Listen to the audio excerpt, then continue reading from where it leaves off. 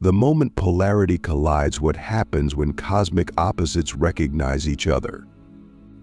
There is a moment in the spiritual journey that cannot be predicted, replicated, or fully understood until it happens. It doesn't arrive with fanfare. It doesn't announce its entrance. It simply is. You might be in a mundane place, a city street, a train station, a dream, or deep in meditation, and suddenly you feel it. In a presence, a pull, a force that doesn't come at you, but through you. Your breath catches, time slows, and you know you've just met your mirror. Not the romantic kind, not the karmic kind, not a soulmate or a twin flame wrapped in poetic ideals. No, this is something deeper, ancient, and cosmic. You've just encountered the other polarity of your path. If you are a light chosen one, you've met your dark counterpart. If you are dark, you've met the light. And in that instant, whether you speak or not, whether you even understand what's happening or not, reality bends. And I mean that literally. The human illusion begins to glitch. The roles, the identities, the masks begin to dissolve. You don't see the person. You see the code, the energy blueprint. You feel the magnitude of a connection that was written long before this life. You feel something between awe and fear, between memory and prophecy. And you know this meeting is not random. It is ritual. It is the moment when the universe brings balance to your polarity, not to complete you, but to activate what has been dormant. Because here's what no one tells you: light chosen ones and dark chosen ones are not enemies. They are not opposites in conflict. They are complements in purpose. They are keys to each other's locked doors. The light carries clarity. The dark carries depth. The light reveals the path. The dark reveals the truth beneath it. And when they meet, not in ego, but in essence, the veil between worlds begins to tear. You begin to remember things you never learned. You begin to see through layers of consciousness you didn't even know existed. You feel your own power mirror back at you, but from a place you've never accessed. You feel seen not by the surface of who you are, but by the architecture of your soul. This is why it can be so overwhelming. Because most of us have learned to hide our power in order to survive. But when your counterpart shows up, the hiding ends. You are exposed. And in that vulnerability, you are activated. Let me ask you something that will haunt your sleep in the best possible way. What part of your power have you suppressed simply because no one around you could hold it? That's the part that wakes up when your polarity arrives. Now, light chosen ones are often here to stabilize, to uplift, to clarify. They operate like beacons. They shine truth into deception. They bring peace into chaos. But the danger? They can become addicted to harmony. They can bypass pain. They can mistake softness for wisdom. They can become so obsessed with the light that they blind themselves to shadow truths that are required for evolution. Dark chosen ones, on the other hand, are here to disrupt, to expose, to catalyze. They burn through illusion. They are surgical with truth. They carry the codes of death, transformation, rebirth. But their danger? They can collapse into isolation. They can mistake pain for power. They can become so attuned to destruction that they forget to open their hands to receive love. So what happens when they meet? Alchemy. The light brings the dark into balance. It softens the blade. It speaks to the child behind the warrior. And the dark brings the light into depth. It sharpens the vision. It shatters the illusion of safety that keeps the light from becoming sovereign. Together, they don't just complete each other. They amplify each other's frequency in ways that no teacher, no book, no breathwork session could ever reach. This meeting changes you. You start to question everything you thought you were here to be. You stop trying to heal and start learning how to hold power. You stop trying to be safe and start learning how to be true. Your gifts evolve. Your dreams shift. Your body begins to move differently. You become more you not because you found someone to complete you, but because their presence unlocked a chamber inside you that only they could access. But here's the twist. This meeting is not always harmonious. In fact, it usually starts with resistance. Your nervous system doesn't know how to hold that much reflection. Your ego flares. Your wounds rise. You may even push this person away or feel inexplicably drawn to them with a mix of awe and terror. That's normal. That's the initiation of polarity. It's not here to make you comfortable. It's here to make you whole. This is why the world doesn't understand it. This is why most spiritual circles don't talk about it. Because it doesn't fit into a clean narrative. It doesn't follow the rules. It's not about light versus dark. It's about what happens when the full spectrum of power meets itself. When masculine and feminine, seen and unseen, sacred and profane all collapse into one explosive moment of truth.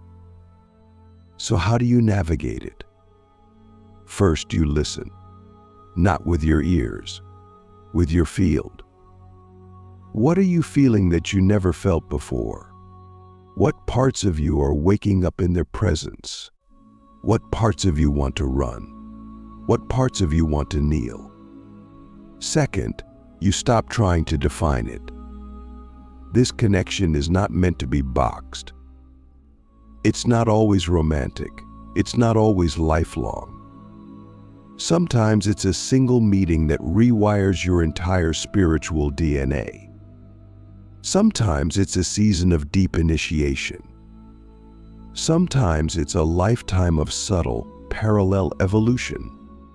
The form doesn't matter. The frequency does. Third, you do the work. Because this meeting will surface every unconscious pattern you've buried. It will bring up your need to control, to fix, to prove. It will expose your fear of being seen, your resistance to surrender, your addiction to being the one who knows. And in that sacred chaos, you'll be rebuilt not into something new, but into something real. So let me ask you this. If you knew that meeting your opposite would collapse every false identity you've built, would you still be willing to face them? That's the cost of polarity. But it's also the reward. Because on the other side of that collapse is a version of you that can finally hold your true mission. This is just the beginning. In the next part, we'll explore the 7 phases of polarity convergence, the exact energetic stages you move through when light and dark chosen ones meet, merge, and initiate a new timeline of purpose. You'll understand why this meeting is not just personal, it's planetary, and why it's happening now. When light and dark chosen ones meet, it's not just a connection, it's a cosmic ignition. Their presence together activates a spiritual sequence that doesn't begin in the mind. It begins in the field. It bypasses logic and triggers a chain reaction across multiple dimensions of awareness, But most people mistake this as mere attraction or intensity or spiritual confusion. It's not confusion, it's activation, and it always follows a sequence. These are the 7 stages of polarity convergence and the map, the blueprint. The energetic choreography that unfolds when 2 forces, one carrying the codes of light, the other holding the keys of shadow, collide with divine timing. Let's walk through them now. You'll know exactly where you are in it and what's coming next. Stage 1. Soul recognition. This is the jolt, the glitch in the matrix. That moment where you feel like time hiccups and the world pauses. You lock eyes. You hear a voice. You feel a presence. And something ancient stirs.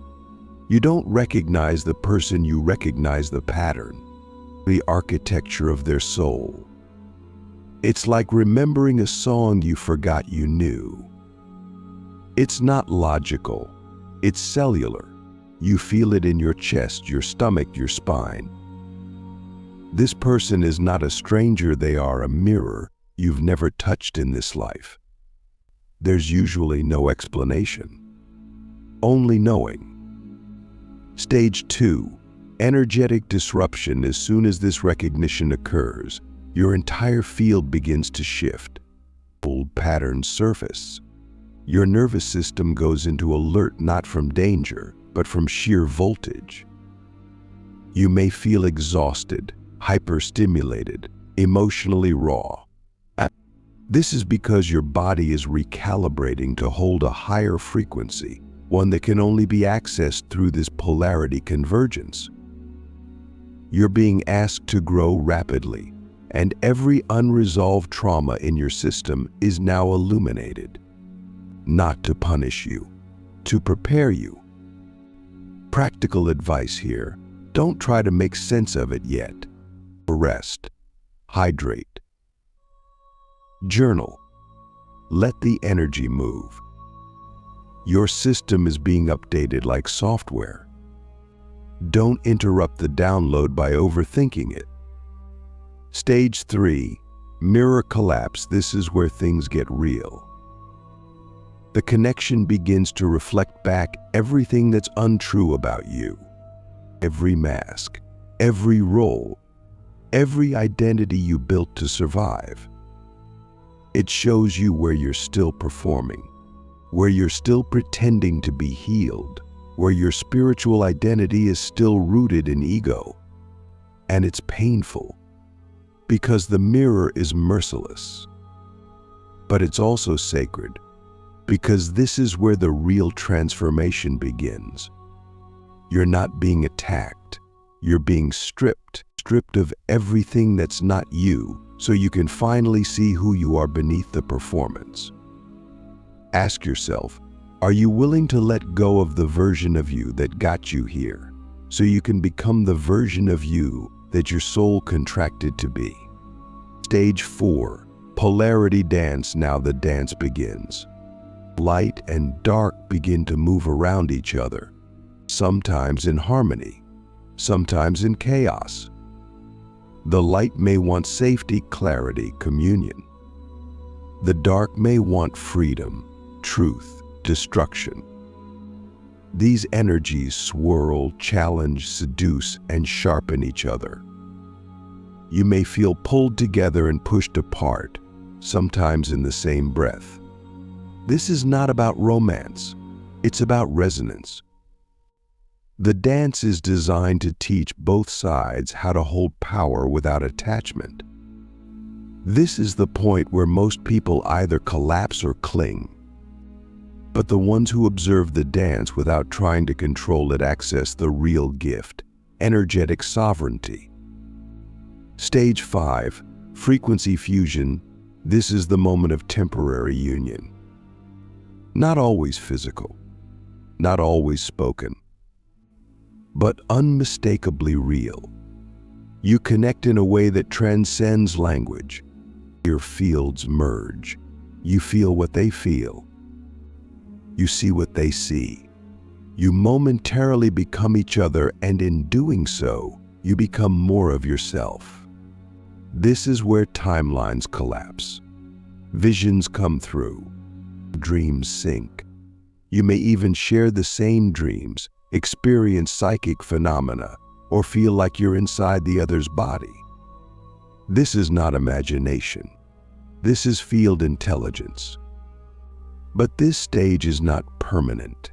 It's a glimpse, a sacred preview, and it leads to the hardest part. Stage 6, separation or integration after fusion, comes the test. The energies often separate, not out of failure, out of necessity.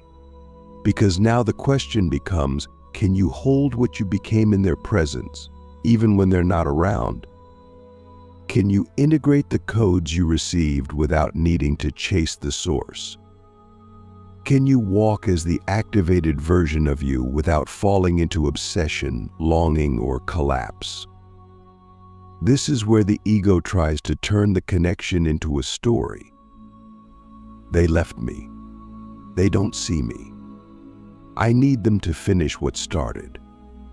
But the truth is, you are the continuation. It was never about them. It was about what was unlocked in you. And now, you must become it. This is where the glyph is formed. When you stop needing them to walk beside you, and you start walking as the convergence itself. Stage 7, collective rippling. If both individuals integrate, something extraordinary happens. Their frequency begins to ripple through the collective field. Without even speaking, they begin to shift consciousness. Their choices, their creations, their silence, even their presence becomes a portal for others to awaken. They don't have to be together physically. They don't have to build something visible. The energetic fusion has already done the work. This is why these connections are sacred, because they're not just personal. They're planetary. They are part of a larger mission to bring balance to the grid. Light and dark don't cancel each other. They complete the circuit. They create the voltage required to birth new paradigms. So what does this mean for you? It means if you've met your polarity, you're not crazy. You're not broken. You're activated. You've been pulled into a spiritual equation far bigger than your personal story. And now you must decide, will you collapse into old patterns? Or will you rise into your role? Let me ask you a question that only the brave can answer. What if the person who activated you was never meant to stay because their role was never to walk with you, but to wake you up so you could walk as yourself? That's the kind of truth that bends reality. That's the kind of meeting that rewrites destiny. The architects of the new earth, how polarity becomes power when light and dark build together.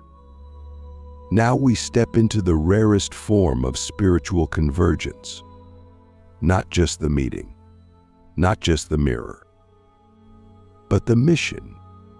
Because when light and dark chosen ones not only recognize each other but choose to build together, the world doesn't just shift. It rewrites itself. Timelines collapse. Systems fracture. Entire energetic paradigms are recoded. This isn't theory. This is real. And if you felt it, you already know that nothing can prepare you for the magnitude of such a union. But let's go deeper. Why does this convergence carry so much weight? Because light and dark chosen ones carry opposite codes, not to oppose, but to complete. The light holds the intuition of order, clarity, structure, and vision. The dark holds the intelligence of chaos, destruction, transformation, and raw authenticity. Alone, each is powerful. But together Together they form the blueprint of creation itself. Every galaxy, every star, every life form began with a dance of polarity. So when two chosen ones meet and consciously unite their codes, they don't just change themselves, they become architects of new frequency fields. They build temples in thought, movements in energy, revolutions in silence. Their union becomes a living etheric infrastructure through which others remember themselves. But here's the challenge. Co-creation at this level requires more than spiritual compatibility. It demands energetic maturity, because this is not about love, not about ego, not about who's right, who's leading, or who's more evolved. It is about service to the collective. It is about becoming channels for what wants to be born through the polarity. So how do we do it? How do we channel this convergence into purpose? We start with role clarity. The light brings the structure. The dark brings the spark. The light creates the container. The dark brings the fire. The light speaks to the future. The dark speaks to the wound. The light sees with clarity. The dark sees with depth. Neither is more important. Both are required. One illuminates the path. The other clears the debris. Together they build a bridge between what is and what could be. But the key is this: neither one dominates the space. They learn to trade power, to pass the flame, to defer to the one whose code is most alive in the moment. That takes trust, silence, ego death, and a shared agreement that truth matters more than control. Are you capable of that kind of co-creation? Are you willing to let go of needing to be the one who leads if the moment calls for you to listen instead? Because the mission doesn't care about your identity. The mission cares about resonance. And resonance cannot be faked. It only exists when two frequencies agree to meet at the level of soul, not personality. Now, when light and dark build together, something extraordinary happens. They create energetic third spaces. These are not businesses, not brands, not relationships in the traditional sense. They are living fields of intelligence, sacred ecosystems that generate their own gravity. People feel it. They're drawn in. They don't even know why. It's because they're stepping into a field where polarity has been unified, and in that field, others begin to remember how to unify their own inner opposites. This is the real work. Not just building things people can see, but building frequencies that shape how people feel, think, and awaken. And the most powerful way to do that is to embody what you're transmitting. Not just talk about it. Live it. So if you and your polarity counterpart are meant to co-create, how do you protect the field? First, radical honesty. You must speak truth the moment distortion arises. Not after it festers, not after it poisons the mission. You must call out energy before it becomes ego. You must be willing to burn comfort for the sake of clarity. Second, energetic hygiene.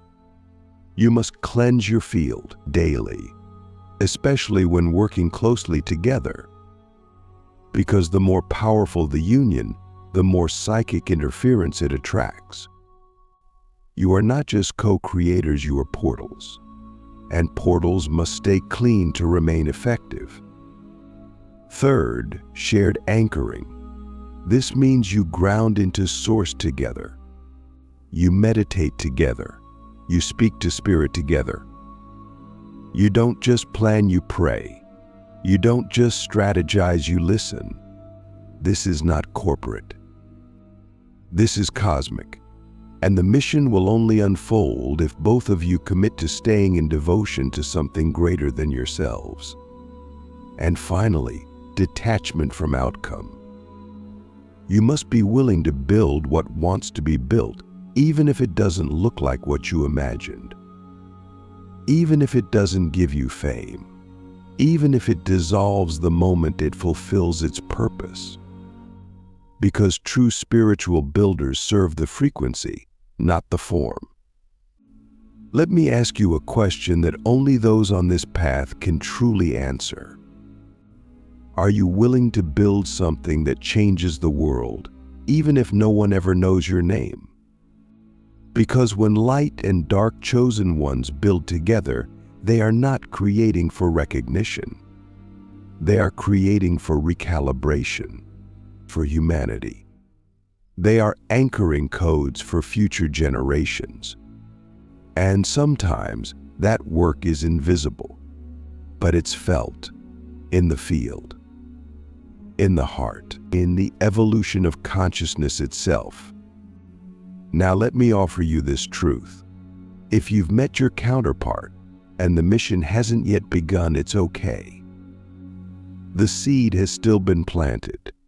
That encounter alone shifts your trajectory forever, even if they vanish.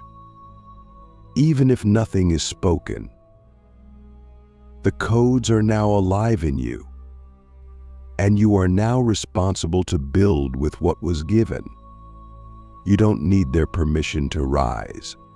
You don't need their presence to evolve. You only need to honor what was activated and become the architect you were meant to be. So here's the final truth.